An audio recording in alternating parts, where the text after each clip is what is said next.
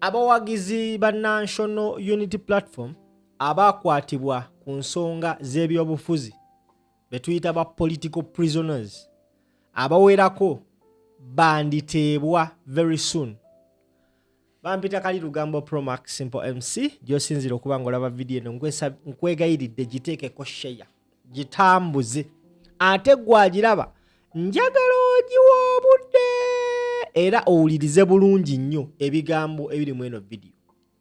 Now, ekibiina kya National Unity Platform kyafunye okutegeezebwa waliwo kigatto omu mbu eyababiddeko nti abakungu mu gavumenti batandise okwogerezeganya abamu ku basibe abali mu makomera ba political prisoners nga baagala abasibe abo mbu bakkirize emisango gye babassaako babeere nga bateebwa. Era ekibiina kya NUP olwawulidde ku nsonga ezo bassebo ne bannyabo olunaku olw'ejjo ennaku z'omwezi nga 8 bawandiise ekiwandiiko nga bategeeza eggwanga ku nsonga eno because bibadde mu nkuubo abasinga nga tetubimanyi. Amawulire gatandise, tabloids have started writing NUP will not condemn supporters who accept plea bargain. Plea bargain kitegeeza ki bassebo ne bannyabo? Kwe kuteesa oba kwe kutuula ne gavumenti ne muteesa neekuta. Olunaku olw'ejjo Honorable Muwanga Kivumbi, Deputy President wa National Unity Platform owa Central Buganda ate nga yaliko omubaka wa Parliament akiikirira abantu b'e Butambala yateereddwa ku kakalu k'ekkooti oluvannyuma lw'okusasula obukadde 10 n'abamu ku be yakwatibwa nabo ne bateebwa. Now, NUP okuvaayo okukola ebbaluwa eyo okumanya bano abasajja ba NUP bagezi nnyo era nnyongera okuba applaudinga abakulu ku NUP abagirunninga bagezi nnyo bagezezzaako nnyo okwagala ossuula nga NUP mu ntata oba mu mbi naye buli kintu kye bakola kati ntandise okukkiriza NUP ebeera ebigere nga 3 mu maaso ga gavumenti oba ga regime oba ga state. Olwafunye amawulire nti waliwo aboogereza abaana oba si kyo abaana bennyini babagambye nti abasajja batwogereza baagala tukkirize emisango, NUP neekolerawo statement negifulumya ku mikutu gyayo ennaku z'omwezi nga 8. Statement on plea bargain involving some NUP political prisoners. Era wosoma leeta eno n'owulira ebirimu NUP egamba mbu yo terina buzibu mu paragraph emu kansoke njifune waneeno sigenda soma leeta yonna olw'obudde naye we yabadde amaliriza ebbaluwa eno yavuddeyo n'agamba eyagiwandiise our position on this matter remains that while we never encourage anyone to incriminate themselves, we never judge those who being weighed down by the numerous challenges that comes with illegal detention choose to plead guilty and come out of jail.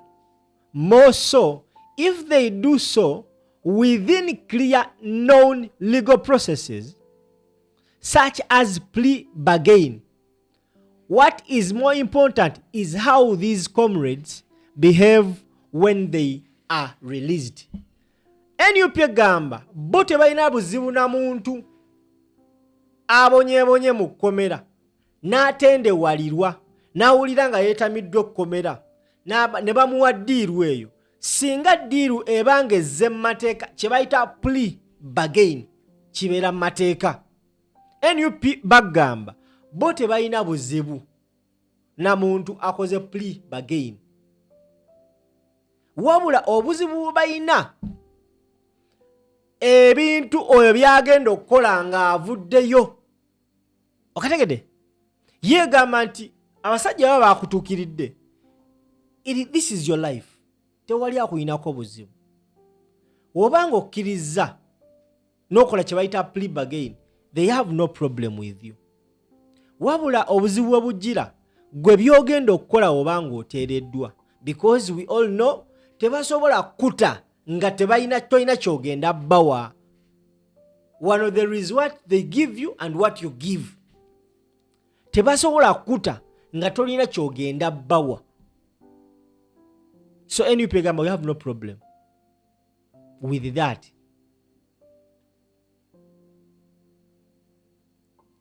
Era mu baluwa yagambye ng'amalayo nti what is more important is how these comrades behave when they are released.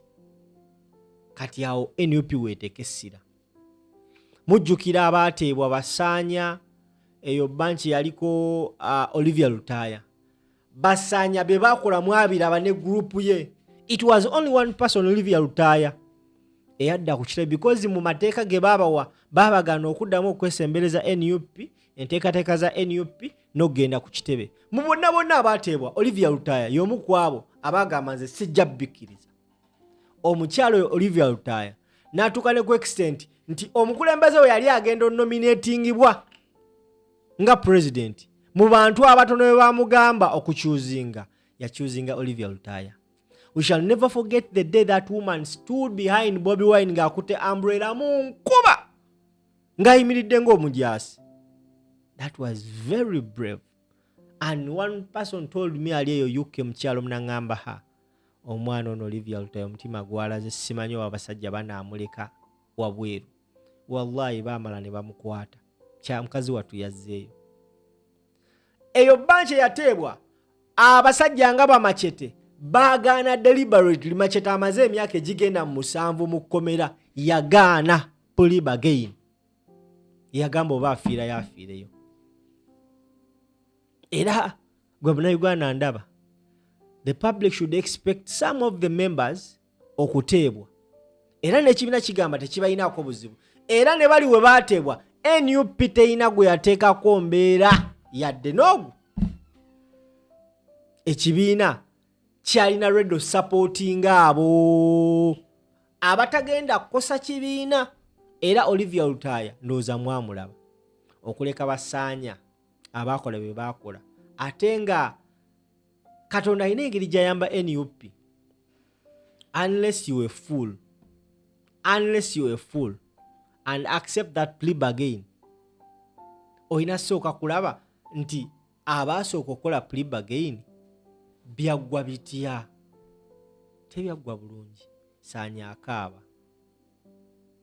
Kati bano abasajja okukeera ku makya ne bakkiriza nti tuwe Muwanga Kivumbi bail. It's not that nti baloya ba Kivumbi babadde so good nti balwanye nnyo. There is nothing like a battle they put in the court. Kuba Museveni agamba ne wozi ne minundi 10 wetuba tusazeewo tolina kyojja kukola.